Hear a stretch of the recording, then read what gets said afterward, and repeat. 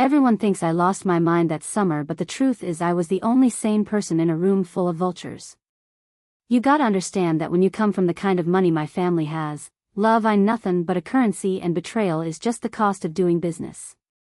I never thought my own father would be the one to cash me out, but I guess $20 million can make a parent forget they ever held you as a baby. It started on a Tuesday. The kind of Tuesday that feels exactly like every other day until the floor drops out from under you. I had just driven up to the estate in the Hamptons. The gravel crunched under the tires of my sedan, a sound that usually made me feel safe, but that day it sounded like bones snapping. I was 24 years old. I had just finished my master's degree. I had my whole life ahead of me, or so I thought. My phone buzzed in the cup holder. It was a text from my stepsister, Chloe. Just 2 words. Come inside. No emojis. No exclamation points. Just a command. Chloe and I never got along. She was the type of girl who would smile at you while she poured poison in your tea. She wanted the lifestyle, the clout, and the attention. I just wanted to do my work and live my life. But my grandfather had just passed away, and the reading of the will had happened 3 days prior. That was the trigger. That was the reason the air felt so heavy as I walked up the marble steps to the front door. When I walked into the library, the smell of old leather and expensive cigars hit me. It was my father's sanctuary. He was sitting behind his massive mahogany desk, looking at a stack of papers like they were holy scripture. Chloe was standing by the window, looking out at the gardens, her back to me. And then there was Dr. Evans. I had never met him before, but he was wearing a suit that cost more than my car and he had a look on his face that made my stomach turn. It was a look of fake pity. "Sit down, Maya," my father said. He did not look up. He did not smile. His voice was flat, like he was reading a grocery list. I stayed standing. I gripped the strap of my bag tighter. "What is this, Dad? Who is this guy?" "We need to talk about your behavior," Chloe said, turning around. She had this sad look plastered on her face, but her eyes were bright. She was enjoying this. "You have been acting erratic lately, Maya. We are worried." I laughed. It was a nervous, dry sound. Erratic? I just graduated with honors. I have been working non-stop. I am tired, yeah, but I am not erratic. My father finally looked up. His eyes were cold. Blue ice. "You yelled at the staff last week, Maya. You forgot where you parked your car yesterday. You have been sending strange emails." None of that was true. Not a single word. I felt the heat rising in my neck. This is crazy. I never yelled at anyone. And I lost my car in a parking garage once. Everyone does that. What is going on here? Dr. Evans stepped forward. He held up a hand, like he was calming down a wild animal. "Maya, please. Agitation is a symptom. We just want to help you. Your father has legally retained my services to evaluate your condition." "My condition? I do not have a condition." I took a step back toward the door. "I am leaving." 2 men in scrubs stepped out from the hallway behind me. They were big. They did not look like nurses. They looked like bouncers. They blocked the exit. My heart started hammering against my ribs like it was trying to break out of a cage. "Dad, tell them to move," I said. My voice shook. I hated that it shook. I wanted to be strong, but I was terrified. "I cannot do that, sweetheart," my father said. He signed a piece of paper on his desk. The scratching sound of the pen was the loudest thing in the room. "It is for your own good. The court agrees with us. We filed an emergency temporary conservatorship this morning. You are not well enough to manage your inheritance." The inheritance. Of course. Grandfather left everything to me. He knew my father was bad with money. He knew my father gambled away millions on bad real estate deals. He skipped over his own son and gave the trust to me. And now, 3 days later, I was suddenly crazy. "You are stealing it," I screamed. The words tore out of my throat. "This is not about my health. This is about the money. You want the trust fund. See?" Chloe said, pointing a manicured finger at me. "Look at how paranoid she is. She thinks her own family is plotting against her. Classic persecution complex." Dr. Evans nodded gravely. "It is a textbook case. We need to get her stabilized immediately." The 2 men moved in. I tried to run. I tried to dodge past them, but one of them grabbed my arm. His grip was like iron. It hurt. I screamed again, thrashing, kicking out. I managed to land a kick on one guy's shin, but it did not even slow him down. The other one grabbed my other arm. They dragged me backward. "Dad!" I screamed. "Dad, please. Do not do this." My father stood up and walked over to the window. He stood next to Chloe. Neither of them looked at me. They just watched the sunset while I was dragged out of the only home I had ever known. One of the men pulled a syringe out of his pocket. I saw the flash of the needle and I panicked. "No, no, no. You cannot do this.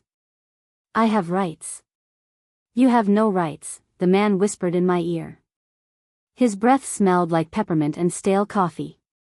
"Not anymore." I felt the prick in my neck. It was sharp and cold. Then came the burning. It spread down my shoulder, into my chest. My legs turned to rubber. The room started to spin. The last thing I saw was Chloe turning her head slightly, just enough to catch my eye. She winked. Then everything went black. When I woke up, there was no sun. There were no windows. Just harsh, buzzing fluorescent lights. I was in a room that was entirely white. White walls, white floor, white sheets on a bed that was bolted to the ground. I was wearing gray scrubs that felt like sandpaper against my skin. My head felt like it was stuffed with cotton. My mouth tasted like copper. I tried to sit up, but my body felt heavy, like gravity had been turned up double. I swung my legs over the side of the bed. I needed to get out. I needed to call a lawyer. I reached for my pockets, but there were no pockets. My phone was gone. My clothes were gone. My identity was gone. I stumbled to the door. It was heavy metal, painted to look like wood, but it had no handle on the inside. I pounded on it. "Hello? Is anyone there? Let me out." A small panel on the door slid open. A pair of eyes looked in. It was a nurse I did not recognize. "Quiet down, Maya," she said. Her voice was bored. "Do not make us sedate you again." "I am not crazy," I pleaded. I pressed my face against the cold metal. "My family put me here to steal my money. You have to believe me." The panel slid shut. The click of the lock echoed in the silence.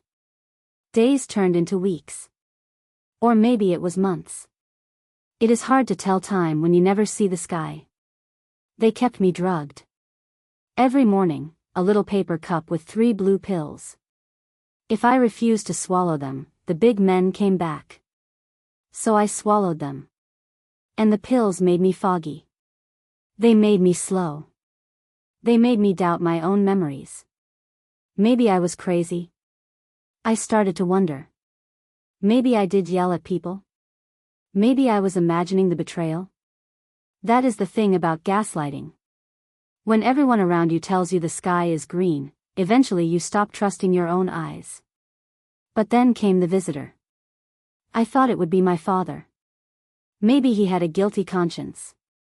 Maybe he wanted to apologize.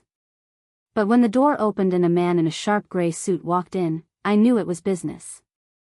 He sat down on the plastic chair across from me. He placed a briefcase on the small table.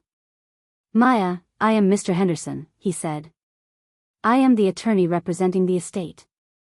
I sat up straighter. The fog cleared a little. A lawyer. Finally. I need you to get me out of here, I said. My voice was raspy from disuse. This is illegal. They kidnapped me. Mr. Henderson sighed.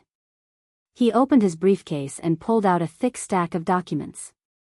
Maya, the court has already ruled. Your father has been granted permanent conservatorship over your person and your assets. You have been declared mentally incompetent by 3 separate doctors. 3 doctors? I asked. I only saw one. Evans. Dr. Evans consulted with colleagues, Henderson said smoothly. He pushed the papers toward me.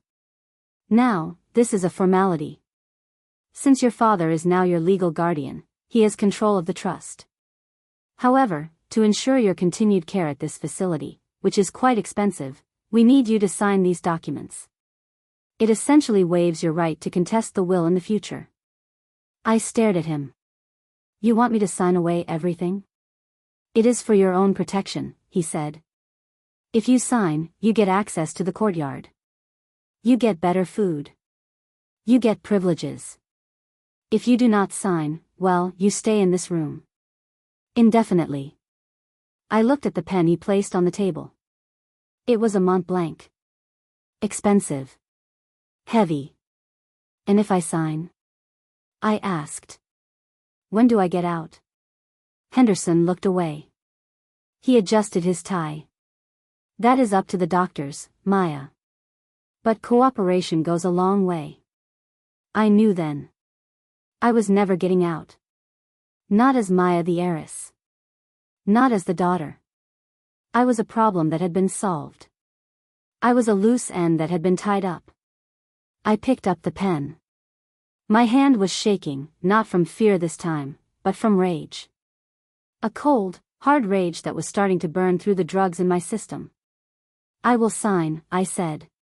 Good, Henderson said. He looked relieved. He thought he had won. He thought I was broken. I signed my name. But I did not sign it with my usual signature. I signed it messy. I signed it like a crazy person. And as I wrote, I made a promise to myself. They took my life. They took my name. They took my freedom. But they made a mistake. They left me alive. And they put me in a place where I had nothing to do but think. Nothing to do but plan. I handed the papers back. Henderson smiled, a shark showing its teeth. A wise choice, Maya. Get out, I said. He left. I was alone again in the white room. But I felt different. The fear was gone. The confusion was gone. I knew exactly what had happened. I knew exactly who was responsible. And I knew that one day, the doors would open. I started that very night. I stopped swallowing the pills. I would hide them under my tongue, then spit them into the toilet when the nurses were not looking. It was hard. The withdrawal made me shake. It made me sweat. I saw things crawling on the walls. But I wrote it out. I had to get my mind back. Once my head was clear, I started watching. I watched the nurses. I watched the guards. I learned their schedules. I learned who was lazy, who was corrupt, who was sleeping with whom. Information was the only weapon I had, so I hoarded it.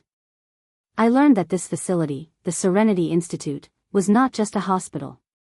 It was a storage unit for the inconvenient relatives of the ultra-rich. I was not the only one here who did not belong. I met Julian in the common room 3 months later. He was a hacker who had stumbled onto something he should not have seen, so his powerful uncle had him committed. He was twitchy and nervous, but he was brilliant. They think we are broken, Julian whispered to me one day over a tray of lukewarm meatloaf. We are not broken, I told him. We are just buffering. Julian taught me about digital backdoors. He taught me how the financial systems were linked to the medical records. He explained that the same company that owned this hospital also owned the insurance firms and the banks that my father used. It was all one big, incestuous web of money and corruption. And my father was right in the middle of it. Years passed. 3 years. 3 years of playing the part. I acted docile. I acted medicated. I sat in therapy sessions and nodded while they told me I was delusional. I let them think they had one. But at night, while the staff played cards and ignored the monitors, Julian and I were working. We did not have computers, but we had minds. We mapped out the network. We found the weak points. Then, the opportunity came. A state inspection. It was a surprise visit, meant to catch the facility off guard. Chaos erupted. Nurses were scrambling to hide the illegal restraints. Doctors were shredding files. In the confusion, I slipped into the administrator's office. The computer was unlocked. It took me 3 minutes. That was all I needed. I did not send an email for help. I did not call the police. The police worked for people like my father. Instead, I executed the command Julian and I had been building in our heads for 2 years. I did not escape physically. Not yet. I escaped digitally. I created a ghost identity. I moved funds. Not my funds. Their funds. I routed the hospital's operating budget into a holding shell company. I encrypted the medical records of every high-profile patient in the building. Then, I walked back to my room and sat on the bed.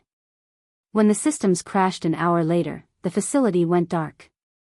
The electronic locks disengaged. The alarms screamed. I walked out of my room. The hallway was full of panicked staff. But nobody looked at me. I was just a patient.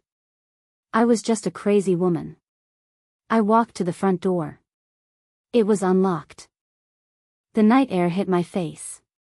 It smelled like rain and pine needles. It smelled like freedom. I did not run. I walked.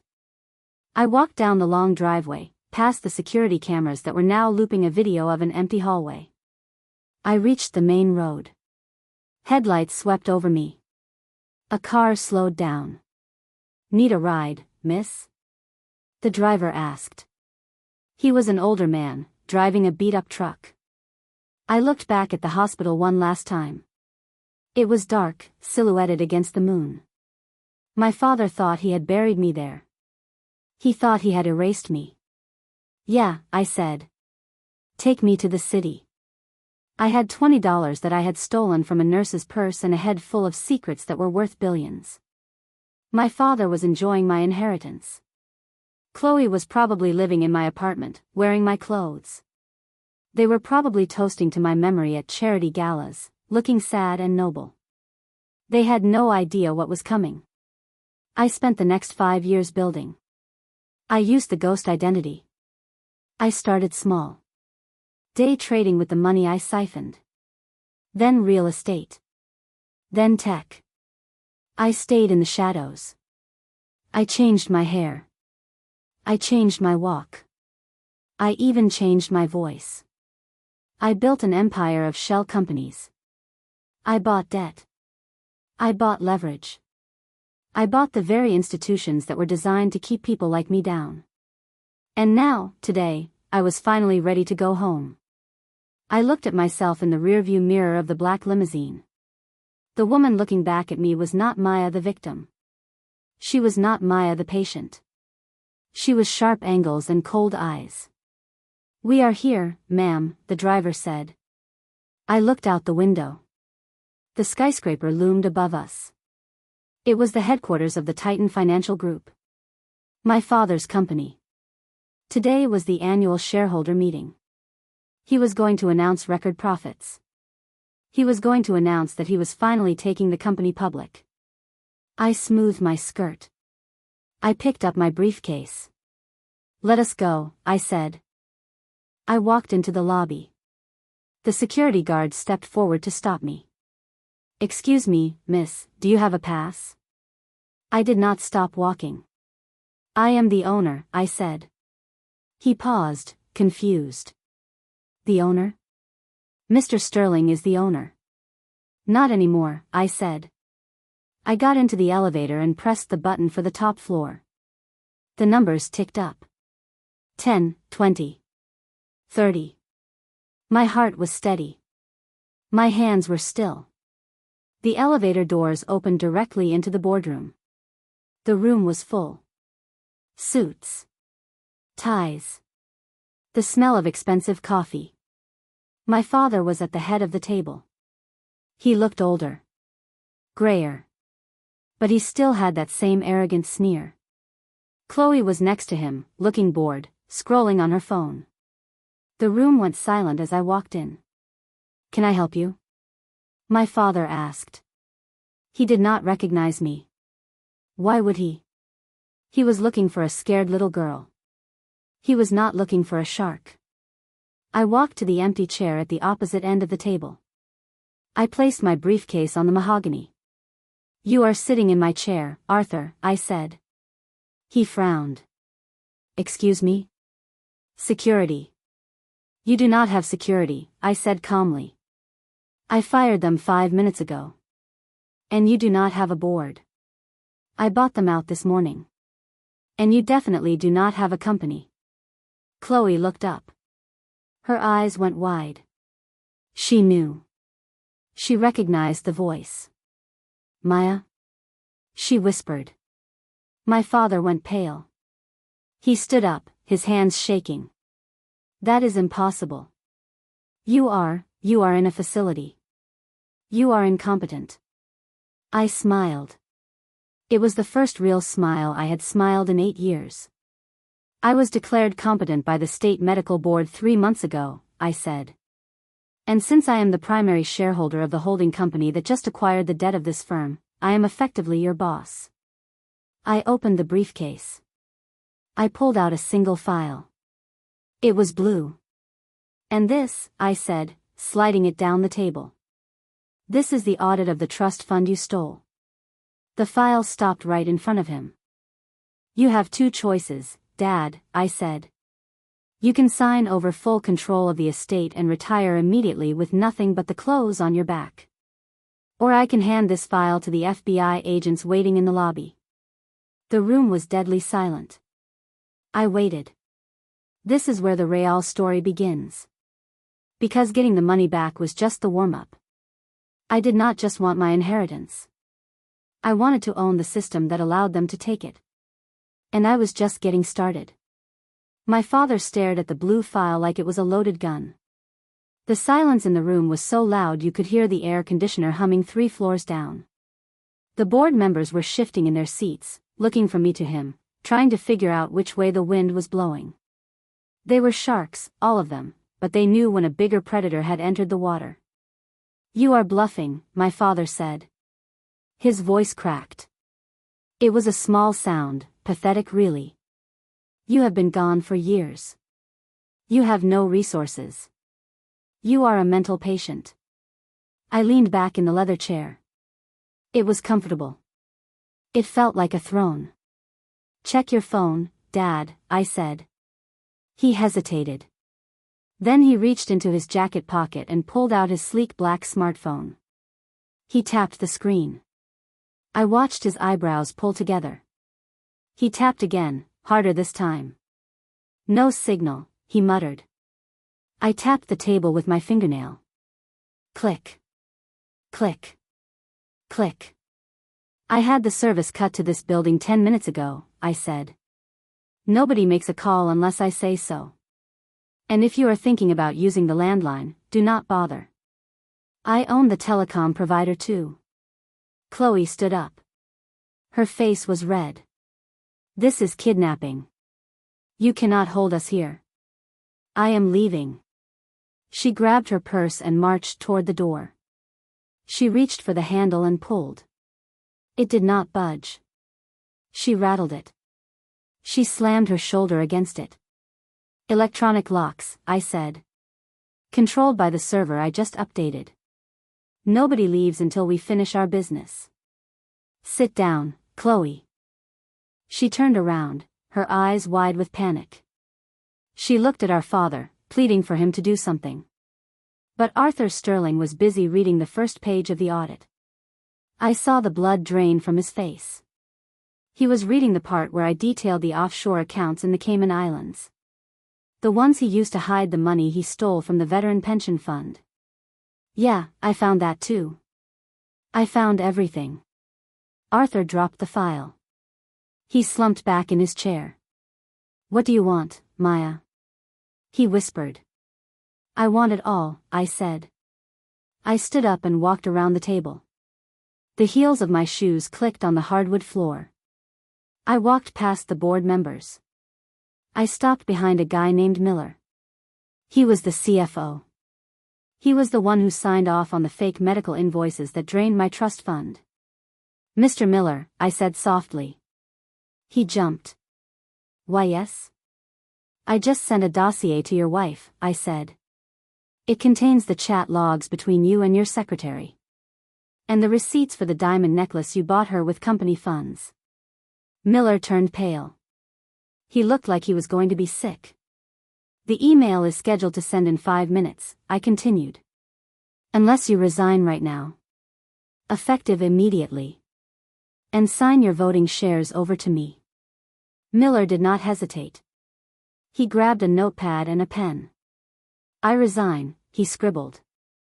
His hand was shaking so bad he could barely write. I looked at the rest of the table. Anyone else want to play? 3 other men stood up. I resign, one said. Me too, said another. In less than 60 seconds, I had cleared the board. It was just me, my father, and Chloe. My father looked at the empty chairs. He looked at the file. He looked at me. And for the first time in his life, I saw fear in his eyes. Real fear. Not the fear of losing money. The fear of losing control. You cannot do this to your family, he said. We raised you. We took care of you. Took care of me? I laughed. It was a cold, sharp sound. You locked me in a white room for 3 years.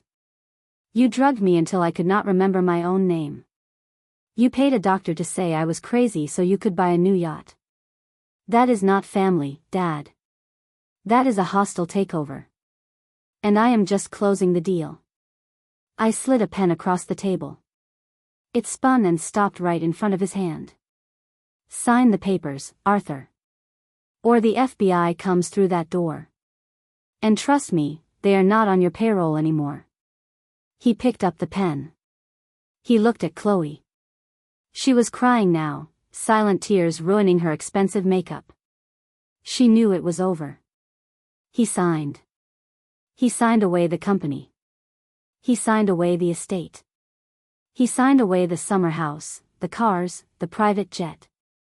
He signed away his legacy. When he finished, he dropped the pen. It rolled off the table and hit the floor. Get out, I said. He stood up. He looked small. He looked old. Where am I supposed to go? He asked. You froze my accounts. I shrugged. I hear the homeless shelter on 4th Street has open beds. You might want to hurry. The line gets long around dinner time. He stared at me with pure hatred. You are a monster. I smiled. No, Dad. I am just your daughter. He walked to the door. The lock clicked open automatically as he approached. He walked out into the hallway, a king without a kingdom.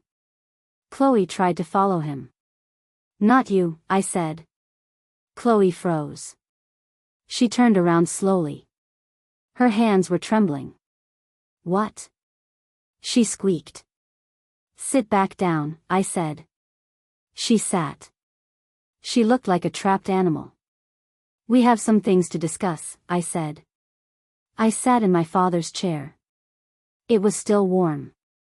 I spun it around to face her. I am sorry, Maya, she blubbered. It was not my idea. Dad made me do it. I wanted to help you. I swear. Stop lying, I said. I saw the texts, Chloe. I saw the emails you sent to Dr. Evans. You asked him to increase the dosage. You said I was, quote, becoming too lucid. She flinched. I leaned forward. But I am not going to send you to jail, Chloe. That would be too easy. And honestly, you would probably thrive in prison. You are manipulative enough. Then what? She asked. I pulled another folder out of my briefcase. This one was red. You like spending money, right? I asked. You like the clothes, the parties, the trips to Paris. She nodded, wiping her eyes. Well, good news, I said. I did not freeze your accounts. She let out a breath. Oh, thank God. Maya, thank you. I knew you were still my sister. But, I added, holding up a finger. I did buy your debt. She froze. What? Your credit card debt, I said. Your student loans. The mortgage on that condo you bought in the city. The personal loan you took out to pay off your gambling debts in Vegas. I bought it all. Every single cent. So? She asked. So I owe you instead of the bank? Technically, yes, I said. But since I also own the bank now, I decided to call in the loans. Immediately. Her jaw dropped. You cannot do that. I can, I said. It is in the fine print. Default clause. And since you do not have the $3 million to pay me back right now, I am seizing your assets. My assets? She whispered. Your condo is already being listed, I said. Your car was towed 10 minutes ago. And your credit score? Let us just say you are not going to be approved for a library card, let alone an apartment. Maya, please, she begged. She fell to her knees. Please do not do this. I have nowhere to go. I stood up and walked to the window. I looked out at the city. It looked different from up here. It looked like a game board. I have a job for you, I said. She looked up, hope flickering in her eyes. Anything. I will do anything. The Serenity Institute, I said. The hospital? She asked. I bought it, I said. I fired the administration. I hired real doctors. We are turning it into a legitimate mental health facility for people who actually need help. Not a prison for rich heirs. Okay, she said. You want me to run it? I laughed. Run it? No, Chloe. You are not qualified to run a lemonade stand. I turned around and looked at her. They need a janitor, I said. Her mouth fell open. You want me to clean toilets? It pays minimum wage, I said. Plus benefits. It is a good opportunity for you, Chloe. It builds character. And hey, you already know the layout of the building. She stared at me. She looked like I had just slapped her. I am not doing that, she spat. Then you can join Dad at the shelter, I said. But I would take the job if I were you. The benefits include a meal plan. She stood up. She looked at me with venom in her eyes. I hate you. I know, I said. Now get out of my office. You have a shift starting at 6 a.m. tomorrow. Do not be late. The head nurse is a stickler for punctuality. And Chloe? She paused at the door. Make sure you scrub the corners, I said. I know how dirty that place can get. She slammed the door behind her. I was alone. Finally. I walked over to the mini bar in the corner. I poured myself a glass of water. I did not want champagne. I needed clarity. I took a sip and looked around the room. I had done it. I had taken down the people who stole my life. I had stripped them of their power, their money, and their dignity. But as I stood there, looking at the city lights coming on as the sun went down, I realized something. I did not feel happy. I felt empty. The revenge was sweet, sure. But it was just a transaction. I had balanced the ledger. But I still had a hole in my chest where my 20s used to be. I still had nightmares about the White Room. I still flinched when people moved too fast. And there was one more loose end. Dr. Evans. My father and Chloe were amateurs. They were greedy and stupid. But Evans? Evans was a predator. He used his medical license as a weapon. He destroyed minds for profit. And he was still out there. My phone buzzed on the table. It was Julian. I picked it up. Talk to me. We got him, Julian's voice said. He sounded excited. Or as excited as Julian ever got. Where is he? I asked. He is at a medical conference in Geneva, Julian said. He is giving a keynote speech tomorrow on ethical practices in modern psychiatry. I almost laughed. The irony was rich enough to choke on. Is the jet ready? I asked. Fueled and waiting, Julian said. But Maya? There is a complication. What kind of complication? I asked. My grip tightened on the phone. He is not just a doctor anymore, Julian said. He has moved up. He is working with the government now. High-level clearance. If you go after him, you are not just fighting a corrupt doctor. You are fighting the Department of Defense. I walked to the window and pressed my hand against the glass. The city looked small from up here. I do not care who he works for, I said. He took 3 years of my life. I am going to take everything he has. Maya, it is dangerous, Julian warned. These guys play for keeps. They do not just lock you up. They make you disappear. For real this time. Let them try, I said. I am not the girl they locked away anymore. I am the one who holds the keys. I hung up the phone. I grabbed my briefcase. I walked out of the boardroom and didn't look back. The elevator ride down felt faster this time. When the doors opened in the lobby, the security guards stood at attention. They knew who signed their checks now. Good evening, Ms. Sterling, the head guard said. I nodded. Get the car. We are going to the airport. As I stepped out into the cool night air, I felt a shift in the atmosphere. The first part of my plan was done. The family business was handled. Now it was time for the war. I got into the back of the limousine. I opened my laptop. Julian had sent over the file on Evans. I scrolled through it. Dr. Marcus Evans. Chief of Neurology. Government contractor. Net worth, 50 million. He looked smug in his photo. He had that same fake smile he wore the day he declared me incompetent. I typed a few commands into the terminal. I accessed the flight manifest for his trip back from Geneva. I accessed his hotel reservation. I accessed his pacemaker. Wait. I paused. I looked closer at the medical file Julian had stolen. Dr. Evans had a pacemaker. Installed 2 years ago. Model XJ9. I smiled in the darkness of the car. I owned the company that manufactured the Model XJ9. I opened a new window on my screen. I logged into the admin portal for the medical device division. I typed in the serial number of his device. Access granted. A menu popped up. Heart rate. Battery life. Diagnostic mode. And there, at the bottom of the screen, a red button. Test mode. I did not press it. Not yet. That would be too quick. I wanted him to know it was me. I wanted him to feel the walls closing in, just like I had.